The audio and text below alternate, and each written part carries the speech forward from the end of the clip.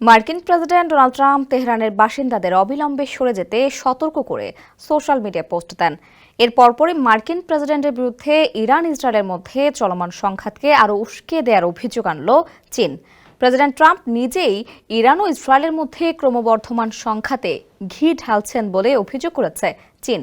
মঙ্গলবার বেইজিংয়ে নিয়মিত সংবাদ সম্মেলনে ট্রাম্পের মন্তব্য সম্পর্কে জিজ্ঞেস করা হলে চীনা পররাষ্ট্র মন্ত্রণালয়ের মুখপাত্র গুয়ো জিয়াকুন বলেন, আগুন উস্কে দেয়া, ঘি ঢালা, হুমকি দেওয়া এবং চাপ সৃষ্টি করা পরিস্থিতি স্বাভাবিক করতে সাহায্য করবে না, বরং কেবল সংঘাতকে আরও তীব্র ও বিস্তৃত করবে। এদিকে কানাডায় চলমান G7 সম্মেলন শেষ না করেই তড়িঘড়ি করে ওয়াশিংটন ফিরেছেন প্রেসিডেন্ট ডোনাল্ড ট্রাম্প। আর এটা ওইটা না, কাপড় ধোয়ার একটাই সলিউশন, চাকা অল ইন ওয়ান।